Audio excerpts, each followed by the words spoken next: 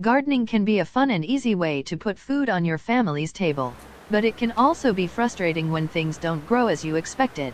Here are 12 gardening tips to help you avoid common mistakes made by novice and experienced gardeners alike.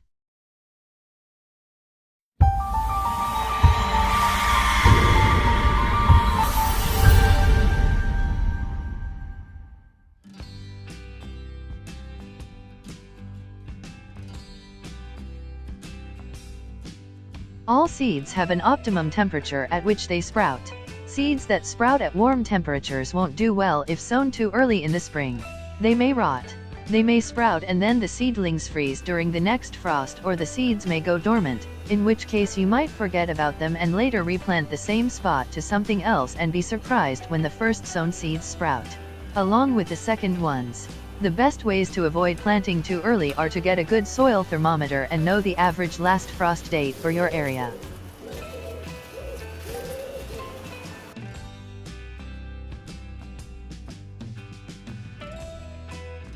Everything you grow in your garden has a certain maturation time, which is the number of days between first planting and first harvest. If you sow seeds, or set out transplants, too late in the season, the plants may freeze before their fruits have time to mature. Unless you plan to cover them with floating covers or some other method of frost protection, know the average last frost date for your area and calculate backward to determine the last reasonable date to plant a specific variety based on its maturation time.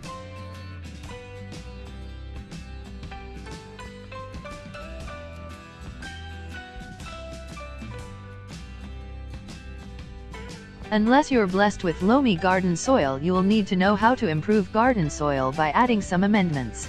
For soil that is heavy in clay, you will need to add sand and organic matter to relieve compaction. For soil that is sandy, you will need to add compost or well-rotted manure to improve retention of moisture and nutrients.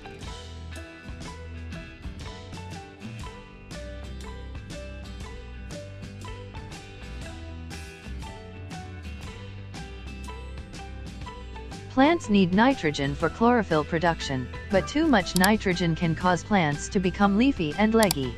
All that extra foliage takes its toll on the roots, which won't grow and spread at their normal rate. As a result, the plants will produce little or not fruit and will be susceptible to disease and insect damage.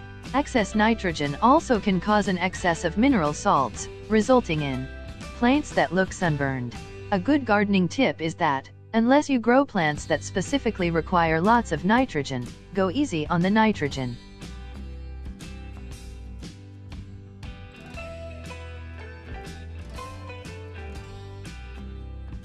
Transplants look so small, and seeds are even smaller. It's awfully easy to plant them too close together. But crowded plants suffer from nutrient deficiencies, poor air circulation, and competition for moisture and sunlight. A gardening tip for success is to pay attention to the spacing recommendations listed on seed packets or seedling tags, and if necessary thin as the plants grow.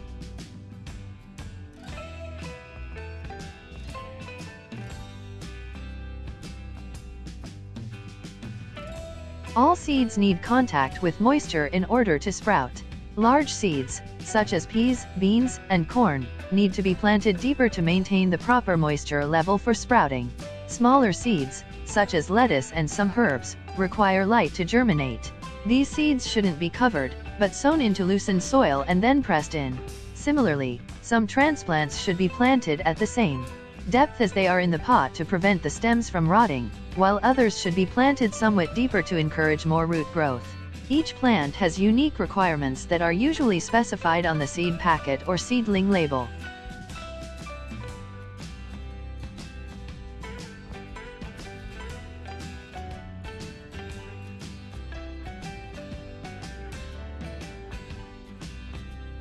Mulching is great for controlling weeds and enhancing moisture retention. However, adding too much mulch can have the same effect as planting too deep. And if you use compost as mulch, it also serves as a source of nitrogen. If you plan to mulch with compost, it may be all the organic matter you need to add to your garden each year. How to mulch a garden involves knowing the right amount to use.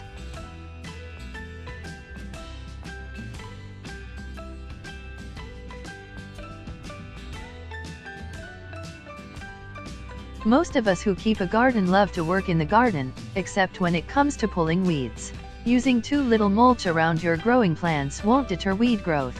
And if you live where the weather is warm and dry, or where water is scarce, using too little mulch won't help retain moisture. Generally, I like to add about an inch of compost as mulch when seedlings are a few inches high, and then add another 2 inches or so when the plants are about half grown. If you're not constantly tilling your soil and turning up weed seeds, a total of 2 to 3 inches of mulch should suppress most weeds.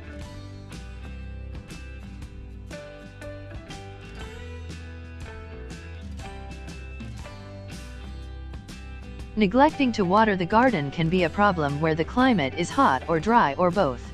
Underwatering is especially a problem for sprouting seeds or new transplants. A great gardening tip is the finger test can tell you whether or not your garden needs to be watered.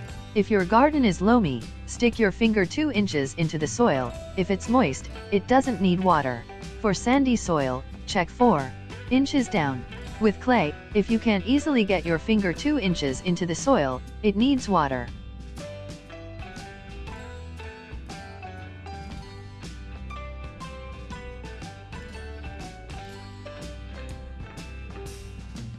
Worse than underwatering is overwatering because waterlogged roots can't get enough oxygen. As well as being a possible sign of underwatering, wilting can be an initial sign of overwatering. On the other hand, many types of garden plants wilt in the daytime heat and revive when the temperature cools in evening. If plants revive, they don't need water. A gardening tip to avoid overwatering, as well as encourage deep root growth, is to water deeply and less often.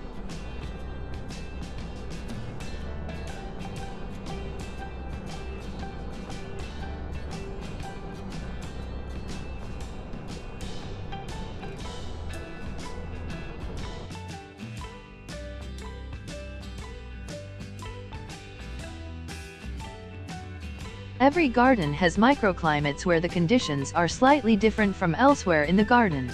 In some spots the temperature might be warmer or cooler than usual.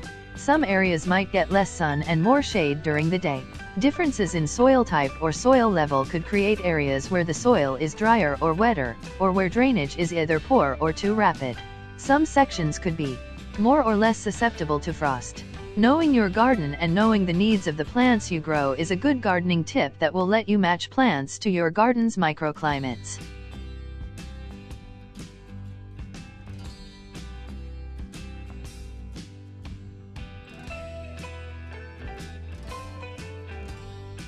Some plants will simply not grow well in your area.